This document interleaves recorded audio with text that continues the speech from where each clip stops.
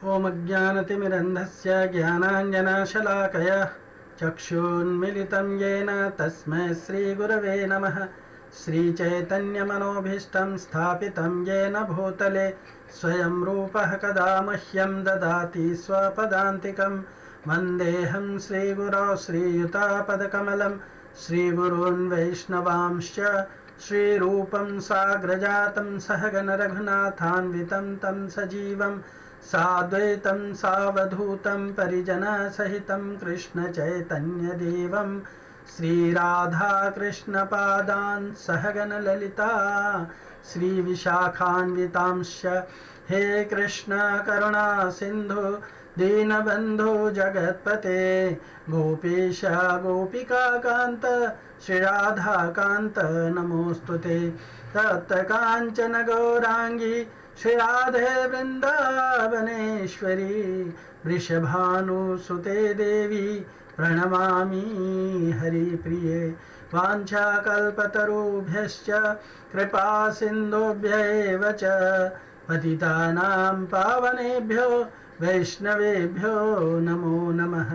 जय श्री कृष्ण चैतन्य प्रभु नित्यानंद श्री अद्वैत गदाधर श्रीवासादि गौर भक्त वृंद।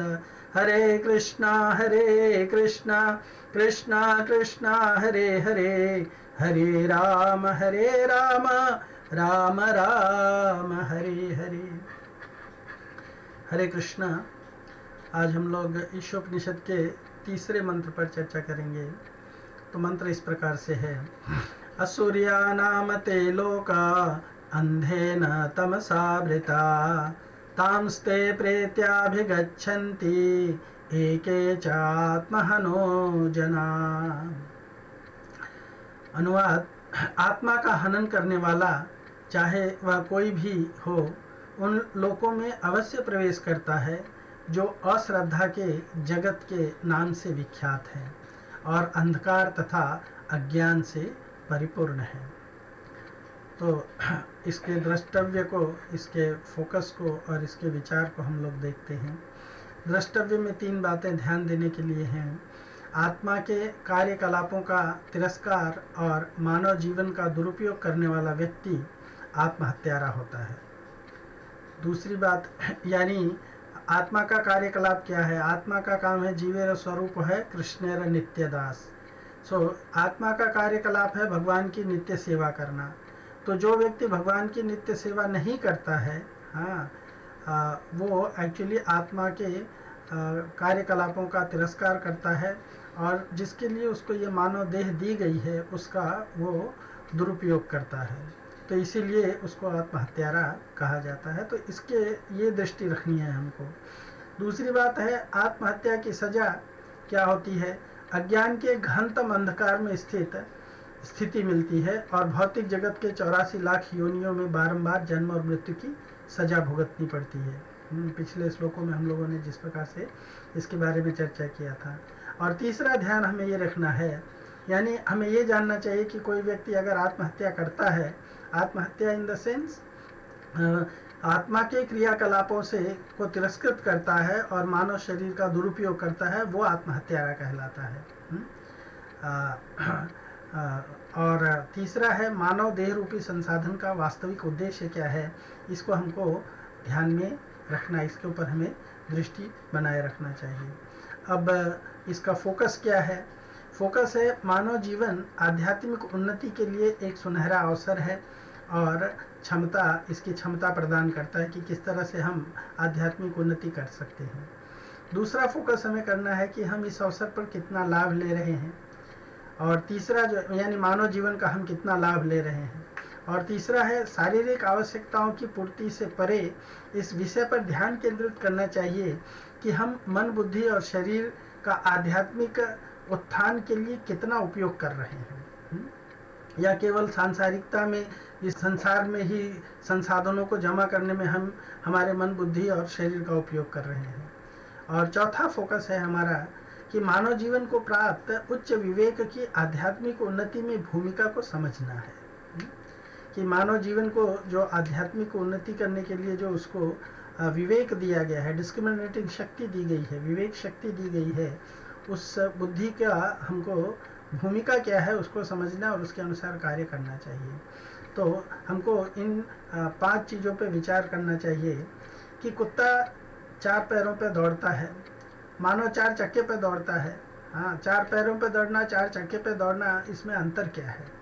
यानी क्या मानव जीवन केवल पशु पक्षियों की तरह से दिया गया है? नहीं, कहा भी गया है ना, हाँ, कि आहार निद्रा भय मैथुनम च सामान्य एतत् पशुभिः नराणां धर्मो हि तेषाम् अधिको विशेषो धर्मेण हीना पशुभिः समाना। अगर कोई व्यक्ति धर्म का आचरण नहीं करता है, हाँ, जैसा कि कृष्ण भावनामृत में बताया गया है, ईशावास्यम संकल्पना में बताया गया है, तो वो पशु से कोई भिन्न नहीं है। इसको आगे हम और अच्छी तरह से डिस्कस करेंगे। कैसे हमको इस चीज़ पर भी विचार करना है कि कैसे मानव जीवन पशु जीवन की तरह केवल आहार निद्रा भय और मैथुन पर ही केंद्रित हो रहा है। इसका कारण क्या है और इसका समाधान क्या है, इसका हमको विचार करना चाहिए। तीसरा विचार करने की वस्तु है कि क्या हमारी बुद्धि ये समझने में लगी है कि हम कौन हैं, हाँ, और हमारे जीवन का परम लक्ष्य क्या है। फिर चौथा विचार करने की वस्तु है कि ये मंत्र बताता है कि आत्महा व्यक्ति अज्ञान के गहनतम अंधकार में जाएगा। इसके बावजूद भी हम पाश्विक सांसारिक जीवन में ही लगे रहते हैं, तो इसका अंजाम क्या होगा। और पांचवा विचार करने की वस्तु ये है कि भगवान से अपने खोए हुए संबंध को फिर से बहाल करने के लिए हम क्या कर रहे हैं। तो इन 3 चीज़ों को, इसके द्रष्टव्य को, इसके फोकस को और इसके विचार की वस्तु को ध्यान में रखते हुए हम प्रभुपाद के तात्पर्य के आधार पर ये जो स्लाइड्स बनाए हैं उसके ऊपर चर्चा करते हैं। इस मंत्र में भी अभिधेय की प्रक्रिया की व्याख्या की गई है। इस मंत्र में भगवान की सत्ता को न समझ करके विकर्म करने वाले के भवितव्य का वर्णन किया गया है। यानी इस मंत्र में बताया है कि अगर कोई व्यक्ति भगवान की सत्ता को नहीं समझता है और उसकी अवहेलना करके केवल विकर्म करता है, यानी शास्त्र में जो निर्देशित कर्म है एटलीस्ट उतना भी नहीं करता है, तो वो व्यक्ति क्या करता है, हाँ, उसका भविष्य कैसा होता है उसका वर्णन किया गया है। और ईशावास्यम की संकल्पना के अनुसार, यानी कृष्ण भावनामृत की संकल्पना के अनुसार कर्म नहीं करने के परिणाम की चर्चा की गई है। और यह मंत्र जो वैष्णव गीत है, हाँ, हरि हरि विफले जन्म गुनाइनो मनुष्य जन्म पाइया राधा कृष्ण ना भजिया जानिया सुनिया विष खाइनो। तो इस मंत्र, इस गीत का ये मंत्र जो है एक प्रकार से व्याख्या है। इस मंत्र में बताया गया है कि व्यक्ति भौतिकता के किसी भी साधारण या सुसज्जित तौर तरीके से जब आत्मा की आवश्यकता की अवहेलना करता है तो वह इस जगत में भटक जाता है, मनुष्य शरीर के रूप में प्राप्त संसाधन से वंचित हो जाता है और इस तरह पतित होकर के इस संसार में व्याप्त अनेकानेक जीव योनियों में चक्कर लगाता रहता है। कभी राजा, कभी रंग, कभी पशु, कभी पक्षी, कभी वृक्ष, कभी दिस, कभी दैट। इस तरह आत्मा की दुर्गति कराने वाला कर्म करने के कारण व्यक्ति आत्महत्यारा या आत्महा कहलाता है। हाँ? असुरिया वह स्थान जहाँ पर केवल असुर जाते हैं। असुरिया यानी वह स्थान, इसका एक अर्थ ये भी है और दूसरा अर्थ ये भी होता है कि जहाँ पे सूरज नहीं उगता है। हाँ, तो वह स्थान जहाँ पर केवल असुर जाते हैं, वह स्थान ऐसा है जहाँ कोई सुख नहीं है। अ मतलब नहीं है, सु मतलब सुंदर, र मतलब रमन या सुख। हाँ, तो जहाँ पे सुख नहीं है उस स्थान को क्या कहते हैं, असुर। तो कहा गया है श्रीमद् भागवत में, तत् अनुपथम कुलायमिदात्म सुहृद प्रियवचः चरति तथोन्मुखे त्वयि हिते प्रिय आत्मनि च न बत्रमन्त्यहो असत्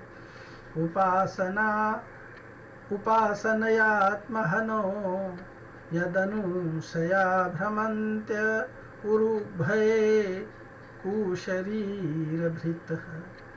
जब यह मानव शरीर आपकी अंतिम सेवा के निमित्त काम में लाया जाता है तो यह आत्मा मित्र तथा प्रेमी की तरह से कार्य करता है। किंतु दुर्भाग्यवश यद्यपि आप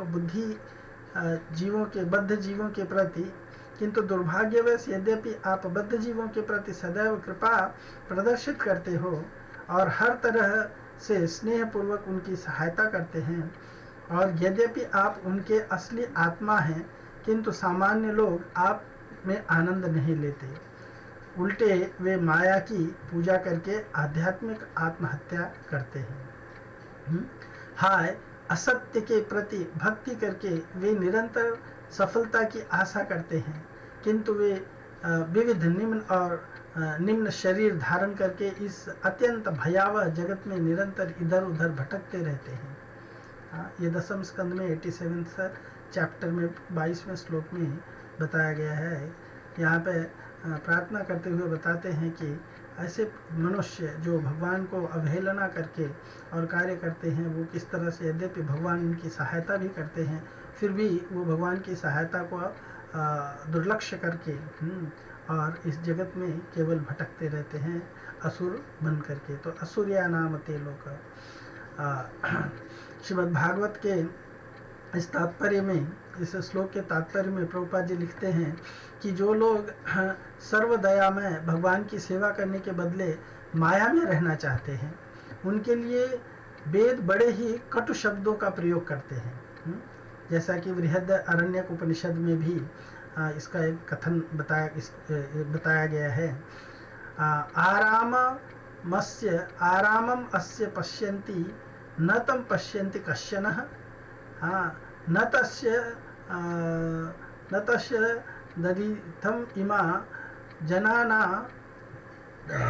जनान्य दुष्यमात् अंतरम बभ्रुव निहारेण प्रवृत्ता जलप्या चासुतृप्त उत्थास सशस्रंती। यानी हर व्यक्ति उस स्थान को देख सकता है जहाँ अपने आनंद हेतु इस जगत में भगवान ने अपने आप को प्रकट किया है, भगवान ने अपने आप को प्रकट किया है। तो कोई भी उन्हें देखना तो भी कोई उन्हें देखता नहीं है। यानी भगवान लीला करने के लिए इस जगत में बहुत जगह पर प्रकट होते हैं, फिर भी लोगों को उस तरफ ध्यान नहीं जाता है। जिन्होंने इन समस्त जीवों को उत्पन्न किया है, उन्हें आप में से कोई नहीं जानता है। अतएव तुम्हारी तथा भगवान की दृष्टि में बहुत बड़ा अंतर है। माया की कुहासे से आवृत तुम वैदिक अनुष्ठान करता व्यर्थ की बातों में लगे रहते हो। यानी जो वेदों के अनुसार अनुष्ठान में लगे रहते हैं, उन लोगों के लिए कह रहे हैं, और अपनी इंद्रियों की तृप्ति के लिए ही जी रहे हो, अपनी इंद्रियों के जीवित रह रहे हो। तो भगवान इस ब्रह्मांड में व्याप्त हैं, जैसा कि भगवद गीता के 9.4 में कहा गया है, मैं आततमिदं सर्वं जगत अव्यक्त मूर्तिना मत्स्थानि सर्वभूतानि न चाहम तेषु अवस्थितः। इस जगत में कोई भी वस्तु, यहाँ तक कि मिट्टी का अत्यंत तुक्ष पात्र या बड़ा टुकड़ा भी उनकी उपस्थिति से रहित नहीं है। यानी भगवान कण कण में व्याप्त है। मैं आततमिदं सर्वम, इस जगत में जो कुछ भी है सब में भगवान व्याप्त है। किंतु चूंकि वे अपने आप को ईर्ष्यालु आँखों से दृश्य या अव्यक्त मूर्ति नाम रखते हैं, इसलिए भौतिकवादी लोग उनकी भौतिक शक्ति से गुमराह होकर के यह सोचते हैं कि भौतिक सृष्टि के स्रोत परमाणुओं तथा भौतिक शक्तियों का मिश्रण है। वो ये नहीं जान पाते हैं कि इस भौतिक जगत के या आध्यात्मिक जगत के समस्त स्रोत केवल भगवान मात्र हैं। ऐसे मूर्ख आध्यात्मवादियों पर अनुग्रह प्रदर्शित करते हुए मूर्तिमान वेद इस स्तुति में उन्हें जीवन के असली उद्देश्य को स्मरण रखने की सलाह देते हैं। यह उद्देश्य है अपने सबसे बड़े हितैषी प्रभु की प्रेम भक्ति द्वारा सेवा करना। मनुष्य शरीर अपनी आध्यात्मिक चेतना को जागृत करने के लिए आदर्श सुविधा है। इसके अंग, कान, जीभ, आँख इत्यादि भगवान के विषय में श्रवण करने, उनके यश का कीर्तन करने, उनकी पूजा करने तथा अन्य सभी आवश्यक भक्ति में सेवा के कार्य के लिए अतीव उपयुक्त है। मनुष्य का भौतिक शरीर कुछ ही समय तक ठीक ठाक रहने वाला है, इसलिए इसे कुलायम कहा गया है, पृथ्वी में विलीन होने वाला। कौ लीयते, कौ मतलब कौ लीयते, हाँ, यानी पृथ्वी में विलीन होने वाला, तो भी यदि हम उचित ढंग से उपयोग में लाया जाए, तो भी इसको अगर उचित ढंग से उपयोग में लाया जाए तो ये मनुष्य का श्रेष्ठ मित्र हो सकता है। किंतु जब मनुष्य भौतिक चेतना में निमग्न रहता है तो शरीर पुष्टामित्र बन जाता है ना। शरीर जो है हमारा सही मित्र नहीं बन जाता है और मोहग्रस्त जीव को अपनी असली स्वार्थ से दूर हटा देता है।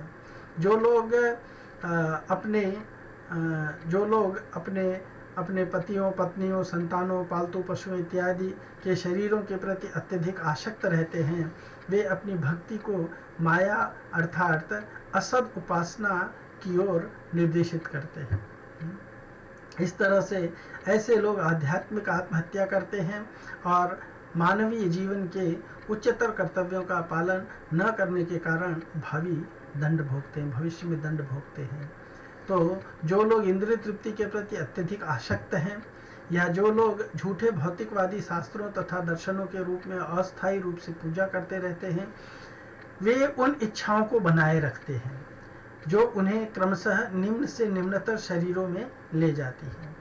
क्योंकि वे सदा के लिए संसार चक्र में फंसे रहते हैं, इसलिए उनके उद्धार की एकमात्र आशा यही है कि वे भगवत भक्तों के द्वारा दी गई दयापूर्ण शिक्षाओं को सुनने का अवसर प्राप्त करें, सत्संग करें। हाँ, श्रीधर गोस्वामी जी प्रार्थना करते हुए कहते हैं, त्वयात्मनि जगन्नाथे मन्मनो रमतामिह कदा ममे दृश्यम जन्म मानुषम स भविष्यति। मुझे कब कब मनुष्य जन्म प्राप्त होगा जिससे मेरा मन परमात्मा एवं जगत के ईश्वर आप में आनंद ले सकेगा।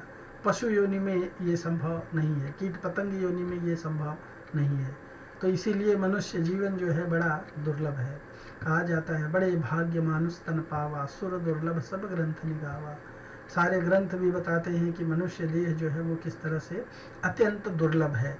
तो इस अत्यंत दुर्लभ मानव शरीर को प्राप्त करके अगर कोई इसका उपयोग नहीं करता है, जैसे कि भागवत में कहा गया है 11वें कैंटो में, लब्ध्वा सुदुर्लभम इदम बहुसंभवान्ते, बहुत बार जन्म लेने के बाद, बहुत बार संभव के अंत में, लब्ध्वा सुदुर्लभम, ये सुदुर्लभ शरीर, मानव शरीर जो है वो प्राप्त हो गया है। तो कहते हैं कि इसका उपयोग करके मनुष्य जो है जब तक ये मानव शरीर प्राप्त किया है जी, तभी तक वो अपने आप को इस भौतिक जगत से उद्धार कर सकता है, अन्यथा इस भौतिक जगत से उद्धार करना बड़ा मुश्किल है। क्योंकि ये शरीर जो है कभी भी म्रियमाण है। कभी ये गर्भ में ही मर जाता है, कभी गर्भ से जन्म लेने के 2-4 महीने में मर जाता है, कभी 2-4 साल में मर जाता है, कभी 40-50 साल तक जीता है, कभी 500-100 साल तक जीता है, लेकिन अंततः इसका नष्ट होना ही है। तो जब तक ये मानव शरीर है तभी तक हम इस चीज़ को लाभ ले सकते हैं। ये श्रीमद् भागवत के इस श्लोक में बताया गया है। तो यहाँ बताते हैं कि महादुःखैक हेतुत्वाद प्राप्यत्वाद असुरैस तथा असुर्यानाम ते लोका तान यान्ति विमुखय हरो। यानी नियम यह है कि जो कोई भी हरि या भगवान विष्णु के विमुख है उसे महादुखदायी असुरों को प्राप्त होने वाले लोक में जाना पड़ता है। यही इस ईशोपनिषद के श्लोक में भी बताया गया है कि असुर्या नाम ते लोका अंधे न तमसावृता तामस्ते प्रेत्याभिगच्छन्ति एके च आत्महनो जना। तो इस नियम को हमको ध्यान रखना चाहिए कि जो कोई भी भगवान विष्णु के विमुख है या हरि के विमुख है उसे महादुखदायी असुरों को प्राप्त होने वाले लोगों को निश्चित रूप से जाना पड़ता है, वो यहाँ पर बच नहीं सकता है। सो प्रभुपाद जी के तात्पर्य में पैराग्राफ 1 में वर्णन है, मनुष्य जीवन पशु जीवन से भिन्न है। मानव देह प्राप्त जीव की कुछ जिम्मेदारियां होती हैं जो पशु या कोई अन्य योनि प्राप्त करने वाले जीव के लिए नहीं होती हैं।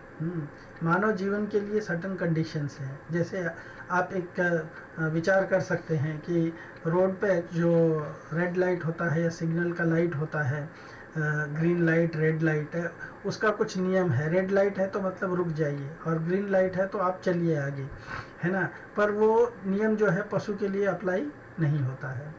वो नियम पशु के लिए। पशु जो है रेड लाइट देख करके रुक नहीं जाएगा, और अगर वो रेड लाइट को क्रॉस करता है तो कोई वहाँ पे जो सिक्योरिटी खड़ा है वो उसको पनिशमेंट भी नहीं दे सकता है ना, उसको पनिशमेंट भी नहीं दे सकता है। जैसे आप एक दूसरा उदाहरण दे सकता हूँ, कहीं कहीं ऐसा भी लिखा हुआ आपको मिलेगा जिसमें लिखा रहता है कि किसी ज़मीन के पास में एक बोर्ड लगाया रहता है, ट्रेसपासर विल बी प्रोसिक्यूटेड। यानी अगर इसका अतिक्रमण करने वाले व्यक्ति को कानूनी तरीके से सज़ा दी जाएगी। लेकिन उस बोर्ड के नीचे ही एक छोटा सा बच्चा जा कर के टट्टी पेशाब करता है, एक पशु जा कर के वहाँ पर टट्टी पेशाब करता है, वहाँ पर सोता है, वहाँ पर खड्डा खोदता है। तो उस पशु के लिए वो बोर्ड नहीं लगाया गया है। वो बोर्ड किसके लिए लगाया गया है? वो बोर्ड मनुष्यों के लिए, वो भी ऐसे मनुष्यों के लिए जो इंटेलिजेंट हैं, जो ग्रोन अप हैं, जो विकसित हैं। तो इसी तरह से शास्त्रों के नियम जो हैं वो मानव देह के लिए है, ना कि पशुओं के लिए है। इसलिए कोई ये नहीं कह सकता है कि शेर मांस खाता है तो मैं भी मांस खाऊंगा, क्योंकि शेर को कोई पाप नहीं लगता है तो मुझे भी पाप नहीं लगेगा। हाँ, शेर को जीव हत्या करने का पाप नहीं लगेगा। हाँ, लेकिन मनुष्य अगर जीव हत्या करता है तो उसको निश्चित रूप से पाप झेलना पड़ेगा। यही प्रभुपाद जी यहाँ पे बता रहे हैं। तो इसलिए मनुष्य को अपनी जिम्मेदारियों को समझना होगा और उसके अनुसार कर्म करना होगा। और इसलिए देखिए यहाँ पे लिखा है, धर्मो हितेषाम अधिको विशेषो धर्मेण हीना पशु भी समाना। मानव जीवन और पशु जीवन में अंतर यही है कि मानव जीवन में धर्म का आचरण है। धर्म मतलब कुछ नीति नियम। तो नीति नियम केवल पशु के मानव जीवन के लिए है, किसी पशु के लिए नीति नियम नहीं है। हाँ, जैसे हमारे बहुत सारे चीज़ों के नीति नियम है। हाँ, पशु जो है वो भी बच्चों के पैदा करता है, प्रोक्रिएट करता है, संतति उत्पन्न करता है, लेकिन उसके लिए उसको विवाह करने की आवश्यकता नहीं है ना। उसको ये देखने की ज़रूरत नहीं है कि वो किसके साथ संभोग कर रहा है ना। और उसको इन सब चीज़ों से कोई क्या कहते हैं, ये नहीं लगेगा, हाँ, पाप नहीं लगेगा, राइट। लेकिन जैसे हम लोग एक बार वाड़ा में गए थे, वाड़ा में हमारी गौशाला है, तो गौशाला में गए थे तो वहाँ पे एक बोर्ड लिखा था। बोर्ड पे लिखा था कि कौन से पशु का वहाँ पे हर एक गाय और बैल को नाम दिया गया था। तो उसमें लिखा गया था कि इस गाय से ये बच्चा पैदा हुआ, ये बैल या ये गाय पैदा हुई है, तो उनके नाम लिखे गए हैं। फिर उसमें हम उनके जीनियोलॉजिकल डेटा को देखते हैं, तो जिस गाय से एक बैल पैदा हुआ है, हाँ, या सांड पैदा हुआ है, उसी सांड से उस माँ को गर्भित करके दूसरे बच्चे को पैदा करता है। तो उसके लिए वो आवश्यक है, चलेगा। पर यही कार्य जो है मानव के लिए अगर ऐसा करता है तो मानव को उससे पाप कर्म के अंतर्गत गिना जाता है या अनैतिक कर्म के अंतर्गत गिना जाता है। तो हम वही पशुओं को अगर इमिटेट करके कार्य करेंगे तो हमको इस भौतिक जगत में कष्ट झेलना पड़ेगा, पाप झेलना पड़ेगा। इसलिए हमको ये समझने की आवश्यकता है कि यद्यपि आहार निद्रा भय मैथुन, हाँ, पशु और मनुष्य में समान है, फिर भी समान है, फिर भी पशुओं में और मनुष्यों में एक सबसे बड़ा अंतर ये है। तो यानी जो व्यक्ति ये धर्म का आचरण नहीं करता है वो शरीर में होकर के भी वो केवल एक द्विपाद पशु की तरह से है।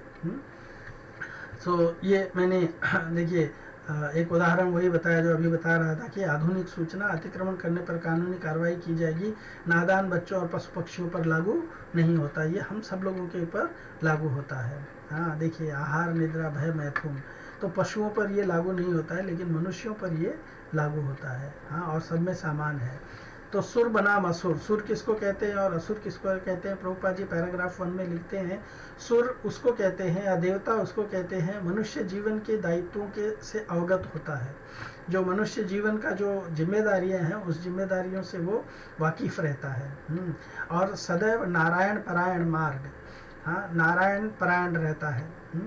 सदैव नारायण परायण यानी भगवान के प्रति वो क्या कहते हैं, कृतज्ञ रहता है कि भगवान ने उसको जन्म दिया है, उसको अवसर दिया है, तो उस अवसर को यूटिलाइज करता है और उनके लिए उनको एक्नॉलेजमेंट देता है।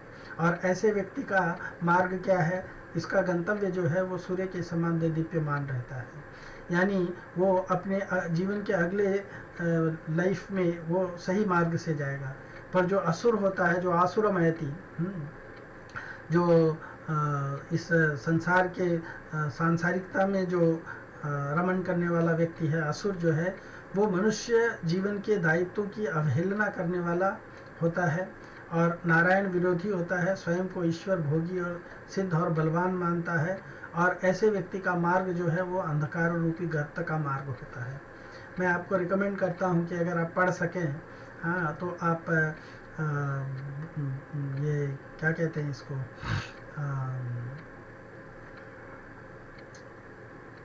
गरुण पुराण, गरुण पुराण आप थोड़ा एक बार पढ़िए। उसमें यमलोक जाने के 4 मार्ग बताए गए हैं। गरुण पुराण में दक्षिण का मार्ग बताया गया है, और दक्षिण का मार्ग चूँकि भगवान विष्णु जी स्वयं गरुण जी को सुना रहे हैं, इसलिए उसका नाम गरुण पुराण पड़ा हुआ है। तो वो मार्ग में कितनी कठिनता होती है, कौन से जीव उस मार्ग से जाते हैं, हाँ, हम अपने मार्ग का अन्वेषण कर सकते हैं जाने से पहले। तो इसीलिए ये समझने की आवश्यकता है कि विष्णु भक्त सुर कौन है और असुर कौन है। विष्णु भक्त भवेद दैव, यानी जो विष्णु भक्त होते हैं वो सुर कहलाते हैं, आसुरस्तद विपर्यय, और जो असुर होते हैं वो विष्णु के विपरीत होते हैं। तो इन सब चीज़ों को हमको समझने की आवश्यकता है। पैराग्राफ 2 में प्रभुपाद जी कहते हैं कि मनुष्य शरीर जीव को एक सुदृढ़ नौका के रूप में दिया गया है, जिसका अवलंबन लेकर के वह इस दुस्तर भव संसार को पार कर सकता है। इस उद्देश्य को छोड़ करके इस मानव देह को इंद्रिय तृप्ति में नष्ट कर देना इसका सबसे बड़ा दुरुपयोग है, और ऐसा करने वाला व्यक्ति अपराधी और सजा का पात्र होता है। सजा का पात्र होता है। तो ये भागवत में क्लियरली बताया गया है कि मनुष्य शरीर जो है वो एक सुदृढ़ नौका के रूप में प्राप्त हमें दिया गया है। यहाँ पे ये श्लोक है ना, देह माध्यम सुलभम सुदुर्लभम प्लवम सुकल्पम गुरुकर्णधारम मया कुलेन नभस्तेरितं पुमान् भवाब्धिं न तरे सात्महा। यानी इसका अर्थ ये है कि ये मानव देह जो है बड़ा दुर्लभ है, लेकिन भगवान की कृपा से ये सुलभ हो गया है। हाँ? और ये मानव देह एक प्लव है। मानव देह की तुलना एक बोट से की गई है, एक प्लव है। हाँ? प्लवम सुकल्पम। हाँ? सुकल्पम माने बहुत अच्छी तरह से बनाई गई प्लव है। सुकल्पम बहुत अच्छी तरह से, यानी सुदृढ़ नौका के रूप में बनाया गया है। अगर इसका कोई ढंग से सदुपयोग करे, जानबूझ करके इसमें होल ना क्रिएट करे, इसको डुबा ना दे, हाँ, तो वो ये नौका जो है, ये मानव देह रूपी नौका जो है, उसको भव संसार से पार करने के लिए एकदम उपयुक्त बोट की तरह से है। और ये भौतिक जगत जो है ये समुद्र के समान है। इसको पार करना बिना नौका के, सुदृढ़ नौका के संभव नहीं है। छोटी मोटी नौका से काम नहीं बनता है। और गुरु और आचार्य कौन है? हाँ, गुरु कर्णधार, यानी पटु नाविक है, एक्सपर्ट नेविगेटर हैं। हाँ, एक्सपर्ट बोटमैन है, जो इसको अच्छी तरह से समुद्र में कहीं कहीं पानी के नीचे बहुत सारे शिलाखंड होते हैं इत्यादि वगैरह, वो हमें दिखाई नहीं देते हैं। तो जो एक्सपर्ट बोटमैन होता है वो नाव को जो है वो बड़ी अच्छी तरीके से सही मार्ग से उसको निकाल करके लेके जाता है। तो सही मार्ग क्या है? शास्त्र है, जो कृष्ण की कृपा से मिला है। वो उस बोट को प्लाव करने के लिए, उस बोट को तैराने के लिए एक सुदृढ़ और एक अनुकूल वातावरण की तरह से, अनुकूल वायु की तरह से है। तो ईशोपनिषद के मंत्र 3 में या इस मंत्र में बताया गया है कि आत्महा व्यक्ति की गति क्या होती है, और श्रीमद् भागवत के इस श्लोक में बताया गया है कि आत्महा व्यक्ति कौन होता है। वह जो मानव देह के रूप में प्राप्त अवसर का लाभ नहीं लेता है, अपितु मूर्ख पशुओं की तरह इसे इंद्रिय तृप्ति में उपयोग करके नष्ट कर देता है। तो ये हमें समझने की बात है। ये हमें ईशोपनिषद हमारे लिए बहुत ही पावरफुल ज्ञान दे रहा है। और इसी पैराग्राफ 2 में प्रभुपाद जी लिखते हैं, लब्ध्वा सुदुर्लभम इदम बहुसंभवान्ते मानुष्यार्थदम अनित्यम अपीह धीरः तूर्णम यतेत न पतेत अनुमृत्युम यावत् निःश्रेयसाय विषय खलु सर्वतः स्यात्। अनेक जन्मों के बाद बड़े भाग्य से ये मानव तन प्राप्त होता है। यद्यपि यह नश्वर है, फिर भी यह मानव जीवन के परम लक्ष्य को साधने तथा पूर्णता की प्राप्ति का सुनहरा मौका प्रदान करता है। इसलिए बुद्धिमान व्यक्ति को चाहिए कि जब तक यह शरीर मृत्यु द्वारा नष्ट नहीं कर दिया जाता है तब तक पूर्णता की प्राप्ति के लिए प्रयास करता रहे, क्योंकि यह शरीर हमेशा मृत्यु के उन्मुख है और कभी भी नष्ट हो सकता है।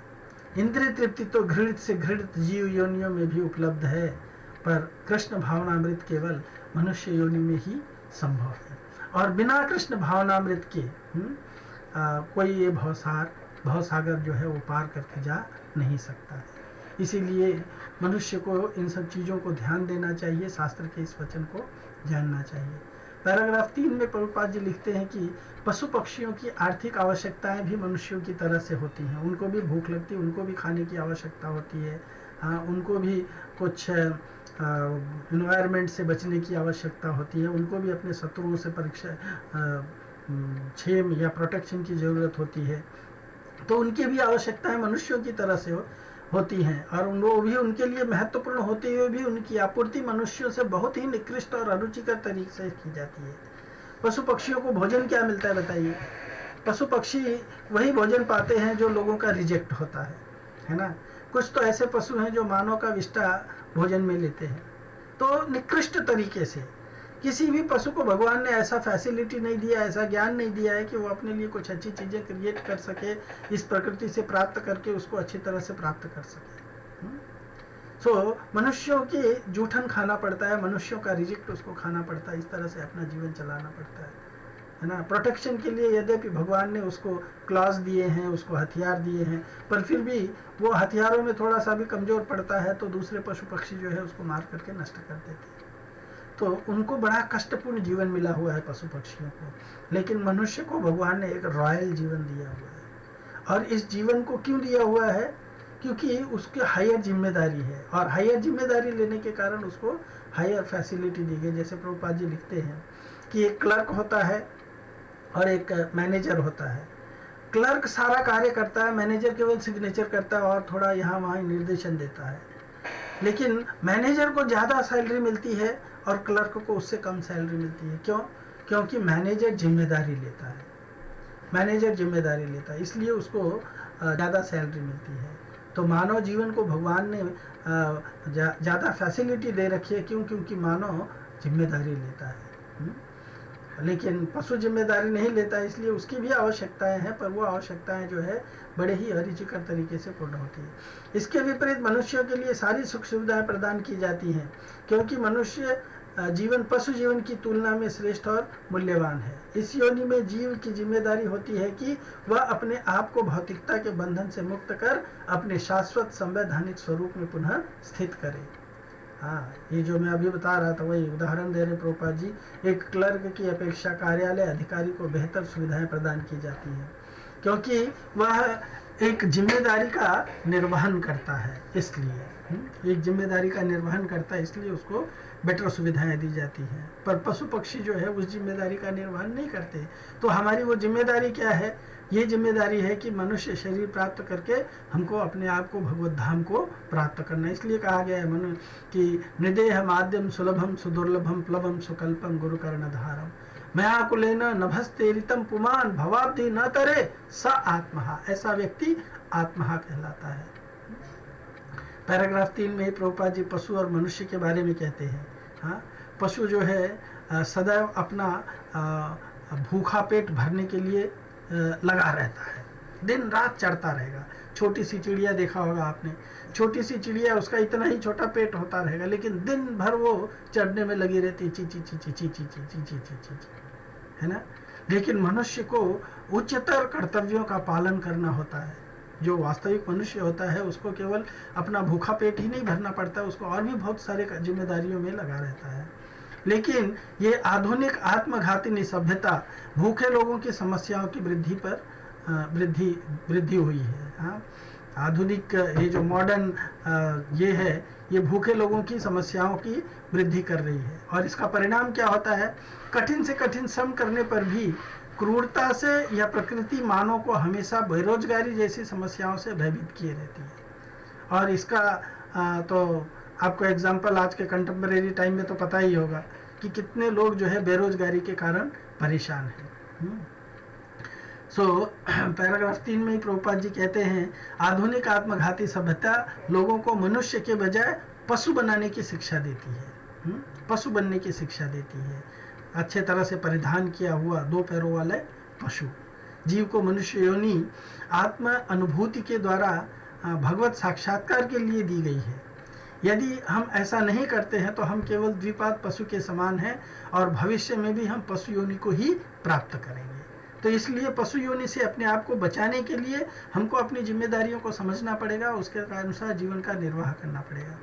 पैराग्राफ 4 में प्रभुपाद जी लिखते हैं, जब मनुष्य अपना कर्तव्य निर्वाह करने में असफल रहता है तो उसे असुरिया लोक यानी भौतिक जगत में भेज दिया जाता है, जहाँ उसे निम्न योनियों में जन्म लेकर के अज्ञान तथा अंधकार में कठिन श्रम के लिए बाध्य होना पड़ता है। हाँ, धकेलना पड़ता है गाड़ी। हमें विचार करना चाहिए कि हमें मनुष्य जीवन क्या पशु पक्षियों की तरह से बोझा ढोने के लिए दिया गया है, या इस मनुष्य जीवन को प्राप्त करके हमें अपने आप को भगवत धाम वापस ले जाने के लिए दिया गया, अपना जीवन सुधारने के लिए दिया गया है। अगर हम ये नहीं समझ पाएंगे तो हम इसी तरह से रहना पड़ेगा। भरसक प्रयत्न करके भी यदि व्यक्ति इस जीवन में कृष्ण भावनामृत में पूर्ण सफलता को प्राप्त नहीं कर पाता है तो भी उसकी कोई हानि नहीं है। उसे सूची या श्रीमताम परिवार में जन्म लेने का अवसर दिया जाता है। ये प्रभुपाद जी 4 पैराग्राफ में करते हैं। भगवद गीता के 6वें अध्याय के 41 से लेकर 43 में इसकी पुष्टि की गई है, जहाँ अर्जुन भगवान से प्रश्न पूछता है, हाँ, कि प्रभु मैं आपके बताए हुए इस मार्ग का अन्वेषण करूं, हाँ, इस मार्ग का अन्वेषण करूंगा तो क्या मैं अगर मैं जीवन में सफलता नहीं पाया तो मेरा क्या हालत होगा, हाँ, है ना। तो भगवान जवाब देते हैं उसको। उससे पहले यहाँ पे पैराग्राफ 4 में ही प्रभुपाद जी 6वें अध्याय का 43वां श्लोक कोट करके कहते हैं, तत्तम बुद्धि संयोगम लभते पर्वदेहिकम यतते च ततो भूय संसिद्धो कुरुनंदन। हे कुरुनंदन, ऐसा जन्म पाकर के वह अपने पूर्व जन्म की दैवी चेतना को पुनः प्राप्त करता है और पूर्ण सफलता प्राप्त करने के उद्देश्य से वह आगे उन्नति का प्रयास करता है। कौन? जो कुयोगी या असफल योगी है या जो पतित योगी है ना। तो अर्जुन पतित योगी के बारे में प्रश्न करता था, तो भगवान ने उसको बताया कि पतित योगी भी है ना। भगवान कहते हैं कि जो व्यक्ति कल्याण कृत कश्चित दुर्गतिम तात गच्छति। हाँ, जो कल्याण के कार्य में लगा हुआ व्यक्ति है, हाँ, हे तात, हे बंधु, वो दुर्गति को प्राप्त नहीं होता है। क्या होता है उसको? वो शुचिनाम श्रीमताम ये है योगो भ्रष्टो अभिजायते। योग भ्रष्ट भी जो है वो शुचिनाम श्रीमताम ये है, हाँ, संतों के घर में या सज्जनों के घर में जन्म लेता है या धनवानों के घर में जन्म लेता है, जहाँ पे उसको अपने जीवन भरण पोषण की आवश्यक के लिए कष्ट करने की जरूरत नहीं पड़ती है। और फिर अथवा योगी नाम कुले योगो भवति धीमताम। हाँ, या तो फिर वो योगियों के कुल में जन्म लेता है और इस तरह का जन्म बड़ा दुर्लभ होता है। तो ऐसा जन्म पाकर के वह पूर्व जन्म के दैवी चेतना को पुनः प्राप्त करता है और पूर्ण सफलता प्राप्त करने के उद्देश्य से वह आगे उन्नति करने का प्रयास भी करता है। भागवत में लिखा हुआ है, त्यक्त्वा स्वधर्मं चरणाम्बुजं हरे भजन अपक्वोऽथ तपते ततो यदि यत्र क्वा अभद्रम अबोधमुष्य किम् होवार्थयातो भजताम स्वधर्मतः। इस मार्ग में जो कोई लगा हुआ है, हाँ, यदि कोई अपना स्वधर्म छोड़ करके कृष्ण भावनामृत में काम करता है और फिर पूर्णता की प्राप्ति किए बिना ही उसका पतन हो जाता है, इसमें भी उसकी कोई हानि नहीं है। हाँ, और यदि कोई अपने कार्य को पूरी अच्छी तरह से करता है, हाँ, तो इससे उसको क्या लाभ मिलने वाला है? क्यों? क्योंकि उससे छोटी सी भी चूक हो जाएगी तो चला जाएगा। भगवद गीता में भी भगवान कहते हैं, ना यह विक्रम नाशो अस्ति प्रत्यवायो न विद्यते स्वल्पम अप्यस्य धर्मस्य त्रायते महतो भयात्। इसका उदाहरण देते हैं कि पूत कपूत तुका धन संचय, पूत सपूत तुका धन संचय। अगर किसी का बेटा कपूत है तो उसके लिए धन जमा करके देने से क्या फायदा है, क्योंकि वो तो धन का नाश करेगा। और अगर पूत सपूत है तो उसके लिए धन संचय करने की क्या जरूरत है, वो खुद ही धन बना लेगा, अपना धन अर्न कर लेगा, कमा लेगा। तो जिसको अच्छा है मनुष्य, उसको अगर मानव जीव जो है उसको अगर मनुष्य शरीर प्राप्त हो गया है, तो अगर वो अच्छे संस्कार वाला है तो वो अपना जीवन का लक्ष्य प्राप्त कर सकता है, अपने जीवन के को इस मानव शरीर को यूटिलाइज करके भगवत धाम जा सकता है। पर अगर वो संस्कार उसके सही नहीं है, उसको ज्ञान नहीं है सही, तो उसको शरीर मिल करके भी क्या फ़ायदा है। हाँ, नारद ऋषि भी कहते हैं अंतर बहिर्हरि यदि तो तपसा ततः किम, अंतर बहिर्हरि ना यदि तो तपसा ततः किम। अगर किसी के अंदर बाहर सर्वत्र हरि हरि विद्यमान है, भगवान विद्यमान है, तो ऐसे व्यक्ति को तपस्या करने की क्या जरूरत है। और अगर कोई तपस्या ही बहुत कर रहा है लेकिन उसके अंदर बाहर भगवान नहीं है, तो उसको तपस्या से क्या लाभ मिलने वाला है। तस्मात् म्रियमाणं तु काष्ठ पाषाण सन्निभम अहम स्मरामि मद्भक्तम नयामि परमागति। काष्ठ और पाषाण के, भगवान खुद कहते हैं, काष्ठ और पाषाण के सदृश म्रियमाण उस भक्त का मैं स्वयं स्मरण करता हूँ और उसको परम गति प्रदान करता हूँ। भगवान ये भी लिखते हैं कफवात पित्तादि दोषेण मद्भक्तो न च माम स्मरे तस्य स्मराम्यहं नो चेत कृतघ्नो नास्ति मत्पर। कफवात पित्त आदि दोषों के कारण मेरा भक्त यदि मृत्यु के समय मेरा स्मरण नहीं कर पाता है तो मैं स्वयं उसका स्मरण करता हूँ, और अगर यदि मैं ऐसा ना करूँ तो मेरे से बढ़कर के कृतज्ञ कोई नहीं हो सकता है। तो भगवान इतना ध्यान रखते हैं कि उनका भक्त जो है उसका विनाश किसी भी प्रकार से ना हो।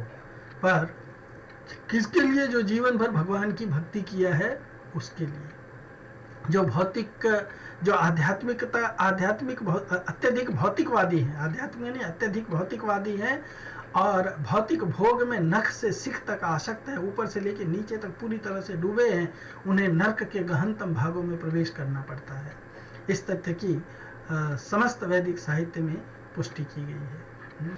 ऐसे भौतिकवादी असुर, प्रभुपाद जी चौथे पैराग्राफ में लिखते हैं कि कभी कभी धर्म का स्वांग करते हैं। हाँ, उन्हें धर्मध्वजी कहा जाता है। इनका चरम लक्ष्य भौतिक समृद्धि रहता है। ऐसे समृद्धि रहता, भौतिकता में वो प्रगति करना चाहते हैं। तो भगवत गीता ऐसे व्यक्तियों को आत्मसंभावित कह करके धिक्कारती है। आत्मसंभाविता स्तब्धामान धनमान अदान्विता यजन्ते नाम यज्ञस्ते दंभे ना विधि पूर्वकम। अपने को श्रेष्ठ मानने वाले तथा सदैव घमंड करने वाले, संपत्ति तथा मिथ्या प्रतिष्ठा से मोहग्रस्त लोग किसी विधि विधान का पालन न करते हुए कभी कभी नाम मात्र के लिए बड़े ही गर्व के साथ यज्ञ करते हैं।